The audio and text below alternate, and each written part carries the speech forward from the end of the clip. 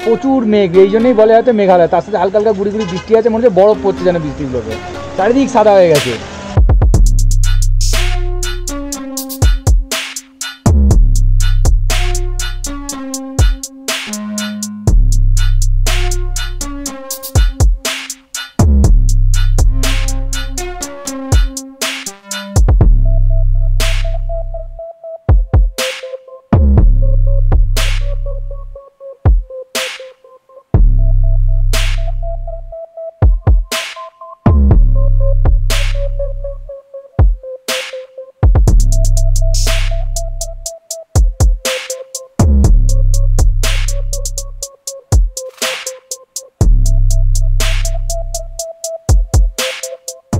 তো good morning everyone.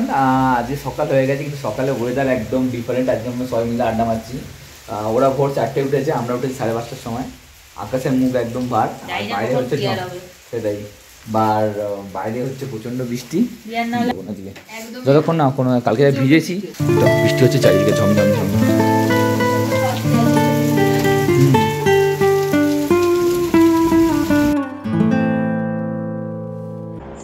বাইরে বৃষ্টি হয়ে যাচ্ছে আর ভালো লাগছে না। আমরা এখানে এসেছি ঘুরতে, রুমের মধ্যে শুয়ে আছি।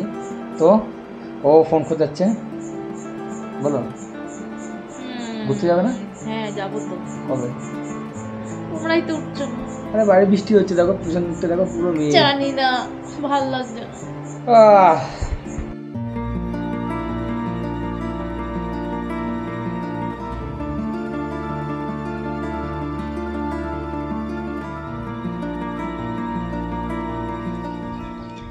সো আলটিমেটলি ওইখানে পেছনে হচ্ছে, ওইখানে বাইক রেডি হয়ে গেছে।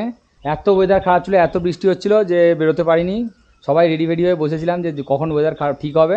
তো এখন একটু ওয়েদার ঠিক হয়েছে, বেশ পরিষ্কার, মেঘ আছে হালকা হালকা, তাও আমরা বেরোচ্ছি রাস্তার দিকে। সো ঘড়িতে পাচ্ছি এখন 10:30, আর বহু প্রতীক্ষার পর আলটিমেটলি আমরা বেরোতে পেরেছি।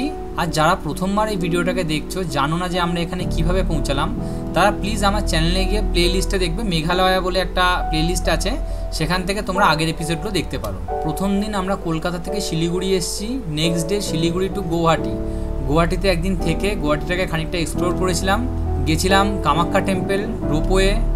তারপরের দিন সোজা গুয়াহাটি থেকে এসে পৌঁছেছি চেরাপুঞ্জিতে। আর চেরাপুঞ্জিতে এটা আমাদের দ্বিতীয় সকাল। সো আগের ভিডিওগুলো দেখো, তাহলে খুব সহজেই বুঝতে পারবে আমরা কিভাবে এখানে এসে পৌঁছালাম। এখানে এত বৃষ্টি হয় যে রাস্তা বানিয়েও কোনো লাভ নেই। রাস্তার মধ্যখান থেকে জল বইতে বইতে রাস্তা পিচ যা টার্মে গেছে সব ধুয়ে নিয়ে চলে যায়। সারাদিন বৃষ্টি হচ্ছে, কী করবে, কতবার তাও চেষ্টা করছে। রাস্তার কন্ডিশন খুব ভালো, তবে এখানে একটা জিনিস খুব ভালো যে সবাই সিগন্যালিংটা খুব ভালো ফলো করে, এবং যার জন্য এখানে এত ডিসিপ্লিন। নাহলে কিন্তু যদি আমাদের কলকাতার মতো ডান দিক বাদিক সবাই করে না, তাহলে কিন্তু অ্যাক্সিডেন্ট মানে একদম অবধারিত। কিন্তু এখানে এই যে লাইট দিলাম, লাইট দেওয়ার সঙ্গে মানে লাইটের সিগন্যাল প্রচণ্ড ফলো করে এরা, প্রচণ্ড। যেহেতু আজকে বেরোতে একটু লেট হয়ে গেছে, তাই আজকের প্ল্যান হচ্ছে ওয়েশেডং করব আর ট্রুট ফলস। ওয়েদার একটুখানি ভালো হয়েছিল, কিন্তু আবার কোথা থেকে প্রচুর মেঘ চলে এসছে, ভিজিবিলিটি আবার কমে যাচ্ছে, এক্ষুনি বৃষ্টি হবে। তবে এখন একটা বড় কাজ হচ্ছে, শহরা মার্কেটে পৌঁছে ওখান থেকে সঙ্গমিত্রার জন্য একটা রেনকোট নিতে হবে। কারণ আগের দিন পুংলিয়ার ফলসের ট্রেকটাতে অনেক জায়গায় খোঁচা টোচা লেগে রেনকোটটা ওর ছিঁড়ে গেছে। এখানে এসে যেটা খুব ভালো করে বুঝতে পারছি, এখানে বৃষ্টির কোনো মা বাবা নেই, যখন তখন যে কোনো জায়গায় হয়ে যেতে পারে। সো আলটিমেটলি ওর রেনকোটটার অবস্থা খুব খারাপ, আর আমি এখন রেনকোট নিতে ঢুকেছি, গাড়িটা ওখানে রেখেছি, এখানে বৃষ্টি ছাড়ছে না পিছু। তো এই যে এইটা wind cheater. No, you have a wind cheater like this. No, okay, this one. তো এখন আমরা রেনকোট নিচ্ছি সঙ্গে।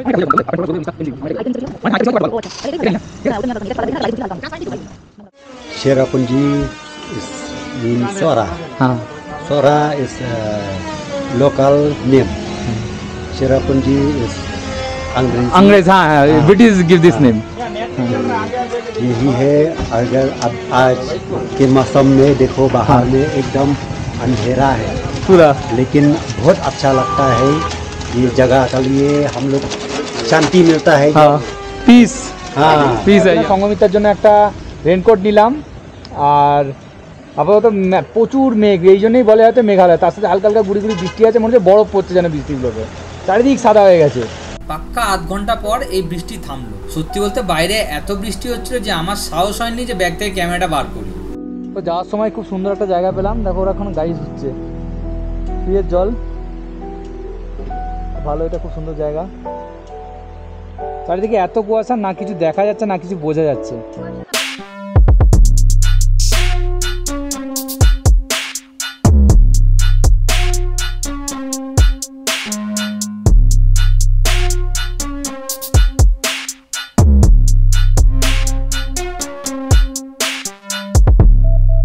এই রাস্তাটা ধরে একদম নাক বরাবর চলে গেলে ফার্স্টে আসবে হচ্ছে ড্যান্থেনিয়াল ফলস, তারপরে আসবে প্রুট ফলস। তবে ড্যান্থেনিয়াল ফলসের এরকম নামকরণের পেছনে কিন্তু একটা খুব সুন্দর গল্প রয়েছে। এখানকার লোকালসদের কথা অনুসারে বহুদিন আগে এখানে থ্যালেন নামে একটা দৈত্যাকার সাপ বসবাস করত, আর সে এখানকার লোকজনকে নানারকমভাবে আতঙ্কিত করত। এখানকার লোকেরা এই থ্যালেন সাপটাকে এখানেই এই জলপ্রপাতের পাশেই হত্যা করেছিল, আর সেই থেকেই এই জলপ্রপাতের নাম ড্যান্থেনিয়াল ফলস। এই ঘটনার প্রাকৃতিক শিলা আজও এখানে বর্তমান।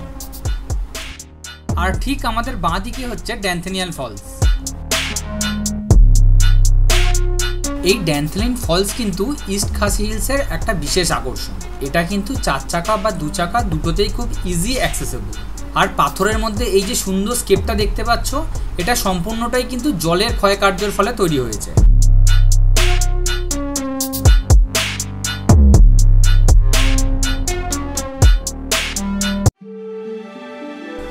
Wow, just wow. সত্যি বলতে এই ল্যান্ডস্কেপটাকে ভাষা দিয়ে ব্যক্ত করার মতো কোনো শব্দ বা অলংকার আমার কাছে নেই। ছোটোবেলা স্কুল লাইফে কোনো একটা টেক্সট বইতে পড়েছিলাম, আহা কি দেখিলাম জন্ম জন্মান্তরও ভুলিব না। মেঘালয়ের এই পার্বত্য অঞ্চলে আমি খালি চোখে যতদূর দেখতে পাচ্ছি শুধু সমতল আর সবুজ, আর ওই যে দূরে দিগন্তরেখা বরাবর আকাশ যেন মাটির সাথে কথা বলছে। সকালে বৃষ্টির জন্য বেরোতে দেরি হওয়ায় যত না মন খারাপ হচ্ছিল, এই নৈসর্গিক দৃশ্য দেখার পর তা এক পলকে বদলে গেছে। মনে হচ্ছে ঘন্টার পর ঘন্টা এই পথ ধরেই চলতে থাকি।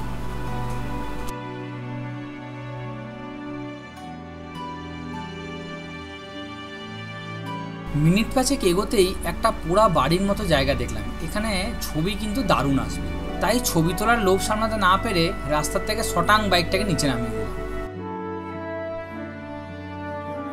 সুন্দর সুন্দর বেশ কিছু ছবি তো তুললামই, সাথে সাথে নিজেদের আসল বয়সটাকে বেশ খানিকটা কমিয়ে ফিরে গেলাম আমাদের শৈশবে, যেখানে চিন্তা থাকে না ভবিষ্যতে, ভয়ও কাজ করে না যে লোকে কি বলবে। সব ভুলে বর্তমানকে উপভোগ করতে করতে হারিয়ে গেলাম মেঘেদের এই রাজ্যে। তবে বিশ্বাস করো, আমাদের 4 জনের মধ্যে কেউ জীবনের শেষ দিন পর্যন্ত মেঘালয়ের এই যে স্মৃতিটা, এটাকে কোনোদিনও ভুলতে পারবো না। এরপর বড় বড় পাথর কেটে বানানো একদম সরু রাস্তার মধ্য দিয়ে এগিয়ে চললাম আমরা ওয়েশেডংয়ের পথে। তবে অনেকক্ষণ হয়ে গেল কোনো ট্যুরিস্ট গাড়ি বা এখানকার লোকালস লোক কারোরই কোনো দেখা নেই। রাস্তা একেবারে জনমানব শূন্য, আর শব্দ বলতে আমাদের গাড়ির ইঞ্জিনের শব্দ আর পাখির কিচিরমিচির শব্দ। চারপাশের প্রকৃতি কিন্তু একদম নিস্তব্ধ নিশ্চুপ।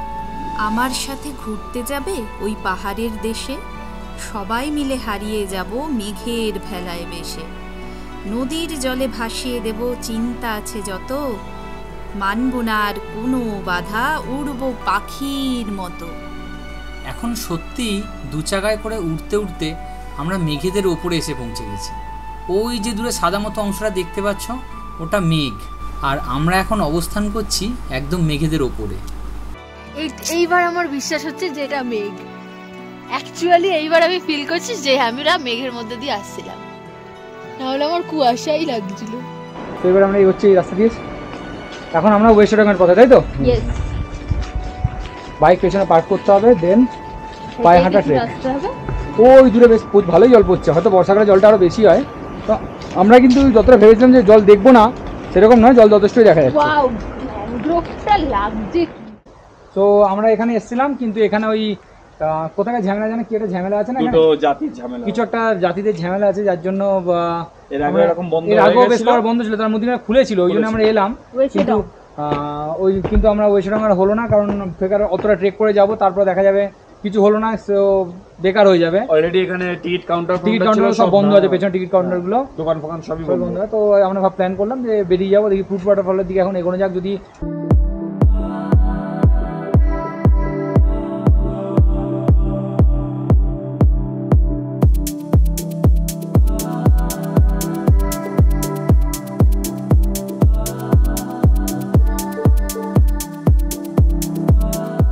এসে গেছি ফ্রুট ওয়াটারফল। এবার হচ্ছে এখানে আমরা খাবারের অর্ডার দিয়েছিলাম, খাবার বানাতে বললো 20 মিনিটের মতো লাগবে। তো সেই খাবার হতে হতে আমরা ওখান থেকে ঘুরে ভিজিট করে চলে আসছি।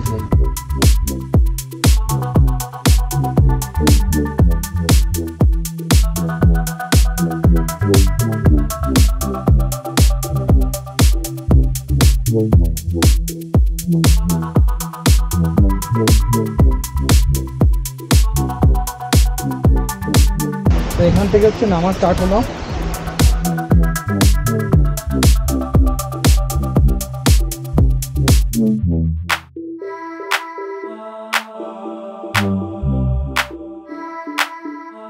পৌঁছেছি এখন ফ্রুট ওয়াটারফলে, ওই পেছনে দেখা যাচ্ছে। এখানে যে কেউ আসতে পারে, অসুবিধা নেই সেরকম, বাট রাস্তাও অল্প, 5-10 মিনিটের মতো ট্রেক আছে এখানে আসতে গেলে, ব্যাস আর কিছু নয়।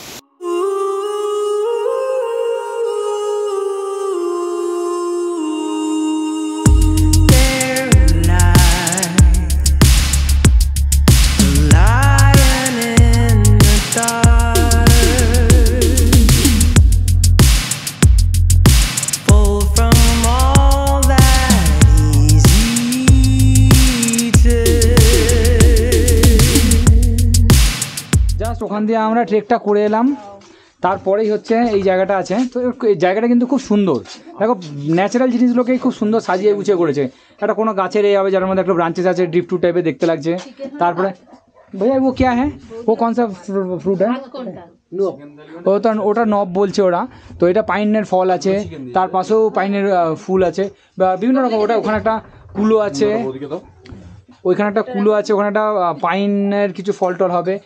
বাঁশগুলোকে খুব সুন্দর ভার্নিশ দিয়ে ওদের যে লোকাল কালচারটা সেটাকে খুব সুন্দর প্রত্যেকটা জায়গার মধ্যে ফুটিয়ে তুলেছে। মানে জায়গাটা বেশ, মানে দোকানটা ছোট হলেও খুব সুন্দর সাজানো, বেশ ভালো লাগছে ব্যাপারটা। এইখানে কিছু পাথর টাথর কিছু স্টোনসকে কালেক্ট করেছে, সেই মানে ডিফারেন্ট টাইপ অফ শেপের স্টোন, বেশ ভালো সুন্দর, খুব সুন্দর গুছিয়েছে দোকানটা, বেশ ভালো লাগে। আর আমাদের খাবার এসে গেছে এখানে, ওদের চিকেন থালি, ভেজ থালি ইত্যাদি ইত্যাদি ইত্যাদি সব কিছু চলে এসছে। বা ভেজ থালিটা ভালো বানিয়েছে। ওই আন্টি এদের কম আপাই আন্টি আমাদের সবাইকে, আমরা এত বড় আন্টি আমাদের সবাইকে জেলি দিয়েছে। খুব ভালো ব্যবহার, খুব ভালো এখানকার মানুষেরই দেখলাম। Aunty what's your name? आपका नाम? বনিতা। বাসস্থান আলাদা হওয়ার ফলে আমাদের ভাষা হয়তো ভিন্ন, কিন্তু তাও কথায় কথায় এনাদের সাথে ভালোই পরিচয় হয়ে গেছে। খাওয়া দাওয়ার বিল মিটিয়ে দেওয়ার পর এমনি টুকটাক জিনিসপত্র আরও অনেক কিছু আমরা নিয়েছি এনার কাছ থেকে, কিন্তু তিনি কিছুতেই পয়সা নেবেন না। আমরা খানিকটা জোর করেই লাস্টের টাকাটা ওনাকে দিলাম। এনাদের ব্যবহার থেকে খুব সহজেই বোঝা যায় যে দোকানটা হয়তো ছোট হতে পারে, কিন্তু মনটা কিন্তু অনেক বড়।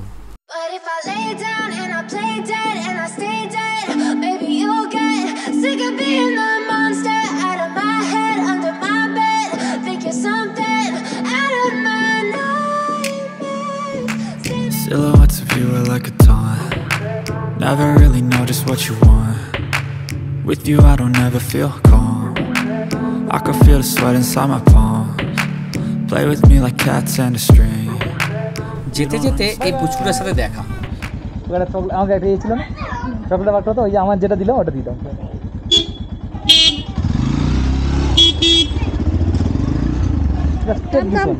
কাম বেটা কাম,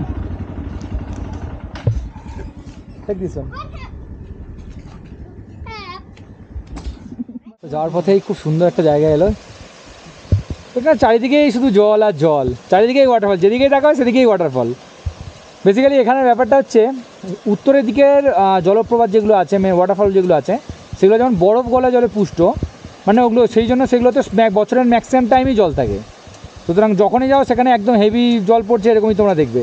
কিন্তু এইখানের যে ওয়াটারফলগুলো, এগুলো স্পেশালিটি হচ্ছিল বৃষ্টির জলে পুষ্ট, জলপ্রপাত। সো যখন যদি বৃষ্টি না হয় তাহলে এগুলো শুকনো থাকবে, কিন্তু যদি বৃষ্টি হয় তাহলে এগুলোকে দেখতে অসাধারণ লাগবে, মানে তত বেশি ফ্যানা তত বেশি হোয়াইট হবে। সো এইখানটা উপভোগ করতে গেলে কিন্তু বর্ষাকাল আমার মনে হয় সবথেকে বেস্ট, মানে প্রত্যেকটা ওয়াটারফলকে অসাধারণ। যেমন ওপরের দিকটা দেখো, জলটা ওই ওপরের হয়তো পাহাড় থেকে নেমে ওই পাথরের চাট্টানের ওপর দিয়ে মানে জলটা বইতে বইতে বইতে সোজা এখানে এসে পড়ছে। দেখতে খুব ছোটো হলেও দেখতে মানে সিনিক বিউটি খুব সুন্দর, হয়তো ক্যামেরায় জাস্টিফাই হচ্ছে না, বাট দেখতে কিন্তু খুব সুন্দর লাগছে। দেখতে দেখতে কখন যে দিন গড়িয়ে বিকেল হয়ে গেছে খেয়ালই করিনি। সময় এসে গেছে সূর্যি মামাকে বিদায় জানানোর আর আমাদের হোটেলে ফিরে যাওয়ার। আর খানিকক্ষণের মধ্যেই সূর্যাস্ত হবে। মেঘালয়ের এই পাহাড়ে সূর্যাস্ত দেখার অনুভূতিটাই আলাদা। এখানে সূর্যদেব বিদায় নেওয়ার সময় চারিদিক লাল রঙে রাঙিয়ে দেন।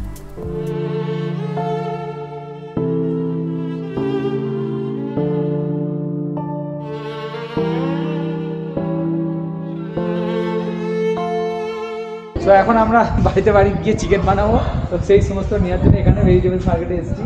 এখানে সমস্ত মানে ফ্ল্যাটের নিচেই মার্কেট। এই যে আমাদের এত শাকসবজি কেনা হয়েছে, একদিন খিচুড়ি হবে, আজকে চিকেন হবে। তো ওই যে দিনের বেলা এমনিতে মেঘ থাকে বোঝা যায় না, রাত্রিবেলায় একমাত্র খুব প্রমিনেন্টলি বোঝা যায় না ক্যামেরায় আসছে কি না। ওই যে দূরে যে ওই হলুদ লাইটগুলো জল জল টিপটিপ করছে, ওটাই হচ্ছে ভারত বাংলাদেশ বর্ডার। আমরা আজকে হঠাৎ আসার দিনে দেখতে পেয়েছিলাম, তারপরে তো রোজ মেঘ আর বৃষ্টি, কিন্তু আজকে ফেরার সময় দেখতে পাচ্ছি হঠাৎ করে যেগুলো লাইটগুলো দপদপ করছে, দারুণ লাগছে দেখতে, দারুণ। তো এখন আজকে রাতের আমাদের রান্না চলছে। অমিতের দায়িত্ব হচ্ছে সবজি কাটা। হ্যাঁ, রান্নাও করবে অমিত। চিকেন হচ্ছে। আর কেমন লাগলো অবশ্যই কমেন্টের মধ্যে জানিও, আর ভালো লেগে থাকলে নিশ্চয়ই লাইক করো এবং তোমাদের প্রিয়জনদের সাথে শেয়ার করো। আজ তাড়াতাড়ি খাওয়া দাওয়া করে শুয়ে পড়বো। কাল কিন্তু একদম কাক ভরে বেরোতে হবে, কারণ কালকে কিন্তু আমাদের ডাবল ডেকার ট্রেক আছে। সো আজকের গল্প এখানেই ফুরোলো। শুভরাত্রি।